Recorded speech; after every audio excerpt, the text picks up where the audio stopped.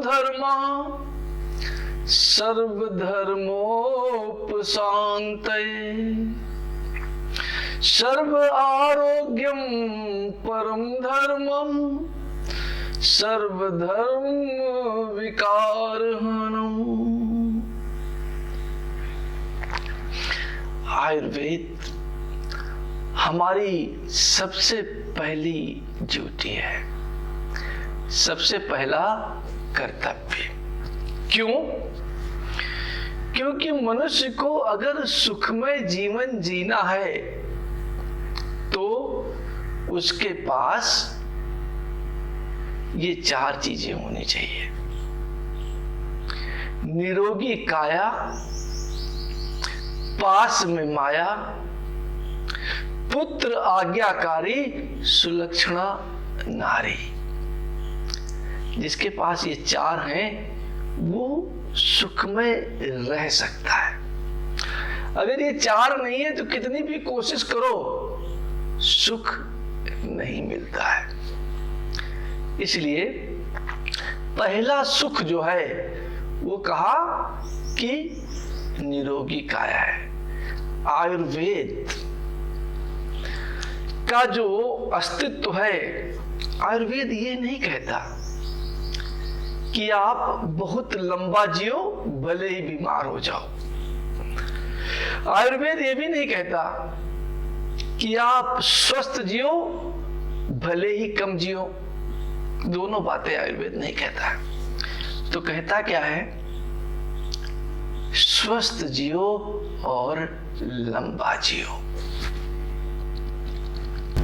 जीवन स्वस्थ तो होना ही चाहिए, नहीं तो सुख नहीं है, आनंद नहीं है, और लंबा भी होना चाहिए। इसलिए आयुर्वेद ने विभिन्न औषधियों के माध्यम से आपको स्वस्थ रखने का प्रयास किया है। अच्छा, विभिन्न केवल औषधियां नहीं, जीवन यापन की जो विधि है, जो आपकी लाइफ स्टाइल है, उस पर भी आयुर्वेद ने बहुत प्रकाश डाला है कि किस तरीके से हमें रहना चाहिए, किस तरीके से हमें जीना चाहिए। क्यों ऐसा किया? क्योंकि शरीर को अस्वस्थ होने के लिए इन चीजों की आवश्यकता है। अस्वस्थ होने के लिए, स्वस्थ होने के लिए नहीं। इनको अगर आप रिमूव कर देंगे, इनको अगर आप निकाल देंगे तो आप स्वस्थ रहेंगे ही। और उसमें से पहली चीज है मल, टॉक्सिन्स। किसी भी प्रकार की अगर गंदगी आपके शरीर के अंदर रह जाती है तो आप बीमार होंगे ही, किसी भी प्रकार की। भोजन सड़ता रह जाता है, बाहर नहीं निकलता समय से, तो आप बीमार होंगे ही। दूसरा बीमारी का क्या कारण है? वात, पित्त और कफ नाम की जो तीन ऊर्जाएं हैं जो हमारे शरीर को संतुलित रखती हैं, अगर इनमें संतुलन बिगड़ जाए, असंतुलित हो जाए, तो आप बीमार हो जाएंगे, इसमें कोई शक नहीं है। तीसरा बीमारी का क्या कारण है? पति से मुंह फुलाए हुए हैं, पत्नी से मुंह फुलाए हुए हैं, पिता से बात नहीं कर पा रहे हैं, पुत्र को समझा नहीं पा रहे हैं। इनको हम कहते हैं भावनात्मक परेशानियां, इमोशनल डिस्टर्बेंसेस। जब आप भावनात्मक रूप से परेशान होंगे तो अपने अंदर ही अंदर क्रोध को कोशिश करेंगे कि ना आए, पर वो अंदर ही अंदर आता रहेगा। और क्रोध क्या है? अग्नि है।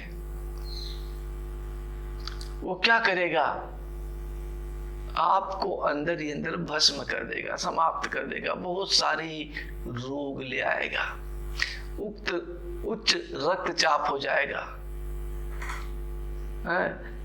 जो खून जिस तरीके से बहना चाहिए उस तरीके से नहीं बहेगा। तो इन सब कारणों से भी आपका हृदय की जो धमनियां हैं रुक जाएंगी और आप बीमार हो जाएंगे। चौथा कारण क्या है बीमारी का, जो चक्र है जहां पर इमोशंस रहते हैं। मनुष्य के शरीर में, उसके ऊर्जा शरीर में 7 चक्र हैं, मूलाधार, स्वादिष्ठान, मणिपुर, अनाहत, विशुद्ध, आज्ञा और सहस्त्रार। ये 7 चक्र हैं। इन 7 चक्रों में कुल मिलाकर के 50 गुण हैं, 50 भावनाएं इसमें समाहित हैं, सम्मिलित हैं। जब चक्रा डिसबैलेंस होगा, संतुलन में नहीं रहेगा, तो ये 50 व्याधियां आपको परेशान करने लगेंगी और बीमारी आपके अंदर आ जाएगी। फिर दूसरा क्या है, आपका अगर ब्रह्मांड के साथ जो जुड़ाव है वो जुड़ाव गहनता से ना हो पाए तो भी आप बीमार हो जाएंगे। इतने कारण हैं बीमारियों के। इनके अलावा बहुत सारे और कारण भी हैं, लेकिन वो कारण भी इन कारणों से जन्मे हुए हैं। ठीक है, तो अगर आप इन कारणों को समाप्त कर दें तो बीमार होंगे ही नहीं। अब हम इन कारणों को समाप्त कैसे करें, यही मुख्य आयुर्वेद का कार्य है। सबसे पहले अपने शरीर को स्वस्थ रखें।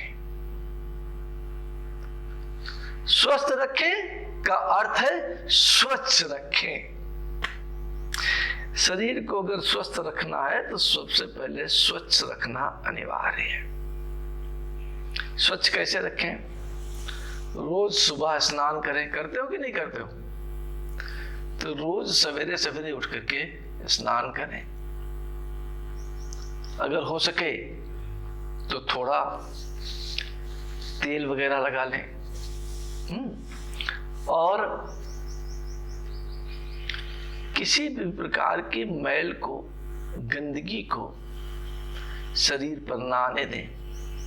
दाढ़ी बनाते हैं, कट जाता है या कहीं कोई और छोटा मोटा घाव हो जाता है कट कुट करके, उस पर तुरंत एंटीसेप्टिक लगा दें ताकि बैक्टीरिया बढ़ने न पाए। वहां पर भी ज्यादा साफ सफाई का ध्यान रखें। दूसरा, ये तो अभी बाह्य सफाई। अब अंतः की सफाई क्या है? रोज दातून करें, हो सके तो सुबह शाम करें। जीभी से जीभ साफ करें। अधिकता भारतवर्ष के सभी लोग करते ही हैं, पर अगर नहीं करते हैं तो शुरू कर दें। स्वच्छ रहना बहुत जरूरी है। फिर एक हमारा मुख है जिससे गंदगी अंदर जा सकती है, एक हमारी नाक है जिससे गंदगी अंदर जा सकती है। मुख तो हम साफ करते हैं, हम सभी ब्रश करते ही हैं और जीभ भी करते ही, पर नाक को तो हम सब कभी साफ करने की कोशिश ही नहीं करते, ऐसी वैसी बनी रहने देते। थोड़ा बहुत नाक वाक हवा के माध्यम से साफ कर दिया तो कर दिया, नहीं तो करते ही नहीं। इसके लिए समय समय पर कम से कम हफ्ते में एक बार जल नेति करें, सूत्र नेति करें। कम से कम एक बार हफ्ते में अवश्य करें, जिससे आपके जो नसल ओपनिंग है, जो नाक के छिद्र हैं, ये पूर्णतः साफ रहे, तो बड़ी सारी बीमारियां अपने आप दूर हो जाएगी। इतना करोगे तो भी बड़ी सारी बीमारियां दूर हो जाएंगी। उसके बाद हमारे पास क्या साफ करने के लिए है? गला, गले की पाइप, जिसको हम फूड पाइप कहते हैं। इसको स्वच्छ साफ करने के लिए आयुर्वेद में भी और योग में भी क्रिया है धोती, कुंजल, दंड धोती। ये 3 क्रिया है, तीनों में से कोई एक चुन लीजिए। कुंजल क्या है? सलाइन वाटर, थोड़ा गुनगुना नमक मिला हुआ पानी, सवेरे उठ करके 5-6 गिलास पी लें और अपनी 2 उंगली गले में डाल दें। सुबह सुबह करना है, पाखाना होने के बाद, टॉयलेट जाने के बाद इस क्रिया को करें और 2 उंगली डाल दें। अपने आप स्वतः ही सारा जो पानी है और उसके साथ साथ जितनी सारी गंदगी है आपके इस भोजन की नली में, वो निकल जाएगी, साफ हो जाएगा। ये कर सकते हैं। नहीं कर सकते हैं तो धोती की क्रिया संपन्न कर लें। धोती की क्रिया में एक पतला सा कपड़ा होता है, उसको खाते जाते हैं जब तक कि वो पेट तक न पहुंच जाए, और फिर उसको धीरे धीरे बाहर निकाल लेते हैं। ये धोती की क्रिया है। दंड धोती में क्या करते हैं? दंड होता है, नली होती है रबड़ की, उस नली को हम अपने मुंह से अंदर डाल देते, थोड़ा धीरे धीरे करके डालते रहते हैं जब तक कि पेट में न पहुंच जाए, और फिर झुक जाते हैं, और झुकने से जो जल है वो बाहर निकलने लगता है और उसके साथ साथ गंदगी भी निकल जाती है। तो ये पेट तक आपने इस तरीके से अपने आप को स्वच्छ कर लिया, साफ कर लिया। पेट के बाहर क्या है? आते हैं, उनको कैसे साफ करें? उनके लिए आप शंख प्रक्षालन की क्रिया करें। शंख प्रक्षालन में क्या करते हैं? वही जल कई बार पीते हैं। योग की कुछ एक्सरसाइजेस हैं, कसरतें हैं, उनको करते हुए पीते रहते हैं, और 2-3 बार उस क्रम को दोहराते हुए आप देखेंगे कि आपको टॉयलेट जाने की इच्छा होगी, शौचालय आप जाएंगे और शौच होने लगेगा। और तब तक इस क्रिया को संपन्न करते रहें जब तक जैसा पानी आपने पिया है वैसा का वैसा ही शौचालय में नहाना प्रारंभ हो जाए। इसको कौन सी क्रिया कहते हैं? शंख प्रक्षालन। वस्ती की क्रिया भी की जा सकती है। वस्ती की क्रिया के लिए गुदा मार्ग से पानी अंदर लेते हैं और फिर निकाल देते हैं, उससे भी आपकी साफ सफाई हो जाती है। और जो रोम छिद्र है, यहां जहां से पसीना निकलता है, आपने देखा कभी? तो पसीना निकलना बहुत अद्भुत चीज है, निकलता है तब तो स्नान के माध्यम से भी ये साफ हो सकते हैं, पर बहुत बार पसीना नहीं निकलता है। ठंडी के मौसम में नहीं निकलता, ठंड प्रदेशों में नहीं निकलता है। वहां क्या करें? स्टीम बाथ लें, स्टीम लें, जिससे आपको पसीना निकले, जो पोर्स को, जो इन छिद्रों को खोल दे, और जैसे ही छिद्र खुलेंगे वहां से जो टॉक्सिन्स हैं वो बाहर निकल जाएंगी। ठीक है, तो इस तरीके से आप अपने आप को स्वच्छ रख सकते हैं। जहां पे आवश्यकता हो वहां पे आप सोना बाथ का भी उपयोग कर सकते हैं। ठीक है, और नस्या, नाक में 2 बूंद घी लगा दें, गहरी सांस लें, तो आपका जो चिकनापन है वो नाक में, और नाक का जो पूरा ब्रीदिंग सिस्टम है जिससे आप सांस लेते हैं, जो श्वसन नली है, वो साफ हो जाए। और इतनी चीजों को करने के बाद एक और बड़ी गहनता की चीज जो समझने की है, हमारे शास्त्र कहते हैं कि जो दुनिया का सबसे बड़ा डॉक्टर है, सबसे बड़ा, वो आपका श्वसन है। आपकी सांस से बड़ा कोई भी डॉक्टर इस पृथ्वी पर पैदा नहीं हुआ।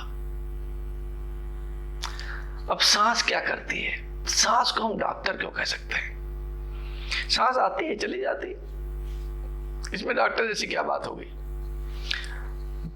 पर अगर आप इसको समझें तो ये सांस ब्रह्मांड में से जीवन ऊर्जा लेकर के आती है, जिसको आजकल हम ऑक्सीजन कहते हैं। पूरी की पूरी सांस आती है, उसमें जो ऑक्सीजन वाला हिस्सा है, जो प्राण वायु है, प्राण ऊर्जा है, वो वाला हिस्सा बड़ा महत्वपूर्ण है। इसके अलावा उसमें नाइट्रोजन है, आर्गन है, हाइड्रोजन है, जो भी है, छोटी मोटी गैस है। नाइट्रोजन तो बहुत मात्रा में, करीब 79% नाइट्रोजन है, आने में भी और जाने में भी। तो आई और चली गई, उसका कोई भी रोल अपने अंदर नहीं है। पर जो प्राण वायु है, जिसे आप ऑक्सीजन कहते हैं, उसका बहुत बड़ा रोल है। क्या करती है वो? जाती है अंदर और आपके टॉक्सिन से, आपकी गंदगी से, वाटर वेपर्स में जो गंदगी है, उस गंदगी से रिएक्ट करती है। और ये रासायनिक जो रिएक्शन है, ये कार्बन डाइऑक्साइड बना देता है। तो आप सांस लेते हैं, उसमें नाइट्रोजन होती है, ऑक्सीजन भी होती है, और ये ऑक्सीजन जो है वो जाते वक्त कार्बन डाइऑक्साइड और वाटर वेपर, वाष्प बिंदुओं, अगर आप सांस लें तो उसमें आप देखेंगे जल भी है, ये लेकर के बाहर निकल जाती है। अब अगर आप सांस लेते हैं, ये समझ लें कि सांस लेने की वजह से भी बीमारी दूर हो सकती है, तो आप चेतनात्मक सांस लेंगे। चेतनात्मक सांस क्या है? चेतनात्मक सांस को ही हम प्राणायाम कहते हैं। अब प्राणायाम सामान्य सांस से अलग कैसे है? क्योंकि हम सांस को अंदर लेते हैं, जितनी हवा ले सकते हैं उतनी हवा लेकर के अपनी छाती में और अपने पेट में भर लेते हैं, और फिर उसको रोक देते हैं। रोकने से क्या हुआ? प्राण वायु को ज्यादा समय मिला आपकी गंदगी से रिएक्ट करने के लिए। वैसे भी समस्त प्राणवायु का हम उपयोग नहीं कर पाते। 4 से 5% प्राणवायु का ही उपयोग कर पाते हैं। बाकी 21% में से 16% तो ऐसे ही वापस चली जाती है। अगर हम उसे बढ़ा सके तो हमारी ज्यादा गंदगी को बाहर ले जा सकेगी।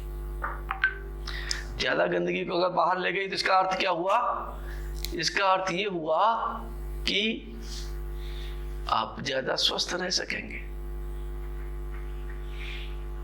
तो ये सांस को रोकने का लाभ है।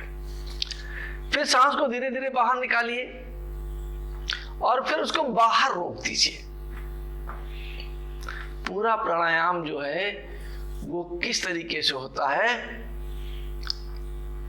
रेचक, पूरक, कुंभक, अंतः कुंभक, रेचक और फिर बाह्य कुंभक और फिर पूरक। ये क्रिया है प्राणायाम की। तो जब आप बाहर सांस रोक देते हैं तो आपके जो कोशिकाएं हैं, ऊतक हैं, शरीर के जो विभिन्न अंग हैं, वो सब व्याकुल हो जाते हैं। उनका भोजन क्या है? जैसे आपका भोजन है दाल चावल रोटी सब्जी, वैसे ही आपकी कोशिकाओं और ऊतकों का भोजन है प्राणवायु। प्राणवायु मिलती नहीं तो सब व्याकुल हो जाते हैं। और जब व्याकुल हो जाते हैं तो ज्यादा से ज्यादा प्राणवायु लेने का प्रयास करने लगते हैं और फिर आप सांस भरते हैं तो वो सब अधिक से अधिक प्राणवायु को लेकर के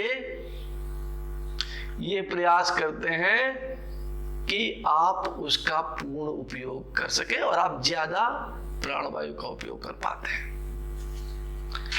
ज्यादा प्राणवायु का उपयोग का अर्थ है कि ज्यादा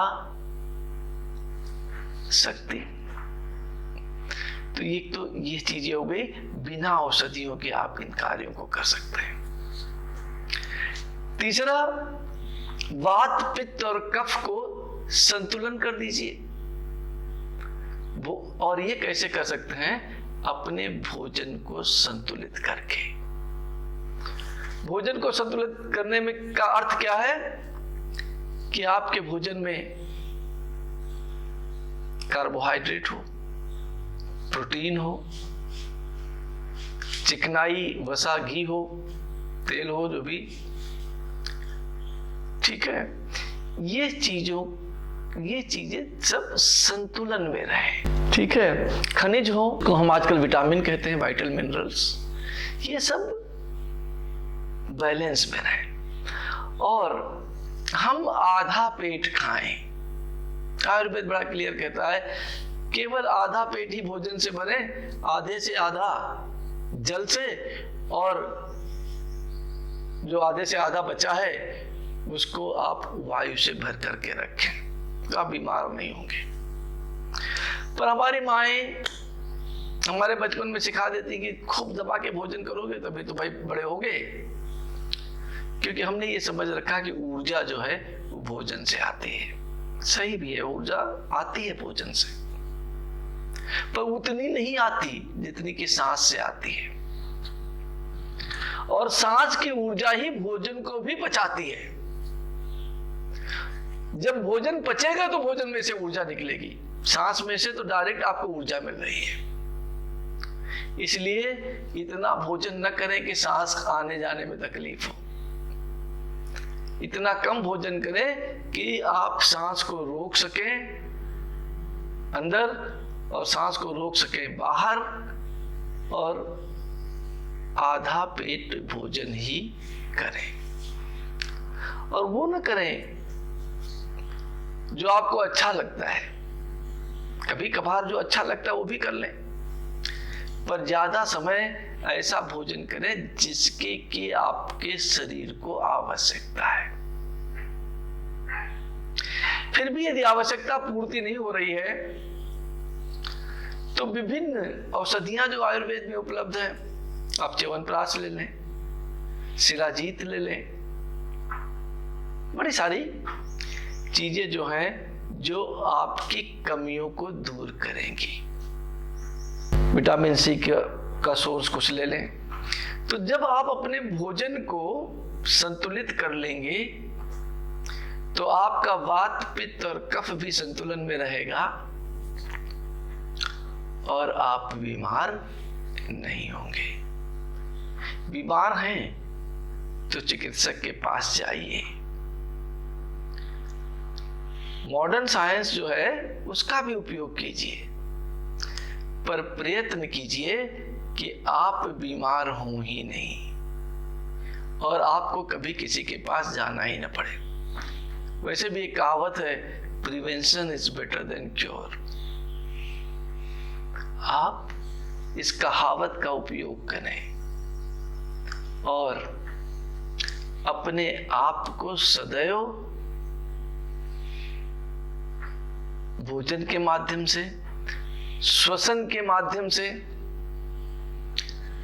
रोज कसरत करने के माध्यम से स्वस्थ रखें। जो आगे की जो महत्वपूर्ण चीज है वो क्या है? भावनात्मक समस्याएं। भावनात्मक समस्याओं को क्या करें? खुश रहें, हर हाल में खुश रहें। भूतकाल के बारे में सोचे नहीं, भविष्य काल के बारे में भी कम सोचे। भूत और भविष्य है ही नहीं। ना आने वाला कल कभी है और ना बीतने वाला कल कभी है। आज जिए, अभी जिए, और आप देखेंगे कि आपके जो भावनात्मक समस्याएं हैं ये भी घटने लगेंगी। अपने चक्रों को निरंतर समय समय पर चक्र मंत्रों द्वारा,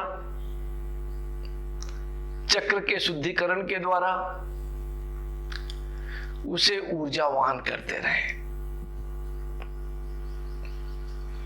यदि आप इतनी चीजें निरंतर करते रहेंगे तो कोई कारण नहीं है कि आप कभी बीमार होंगे। बीमारी गंदगी के कारण ही आती है। बीमारी आपके उलझनों के कारण ही आती है। बीमारी बिना कारण नहीं आती। उन समस्त कारणों को अपने जीवन में से निकाल फेंकिए और स्वस्थ जिए, क्योंकि यही पहला सुख है।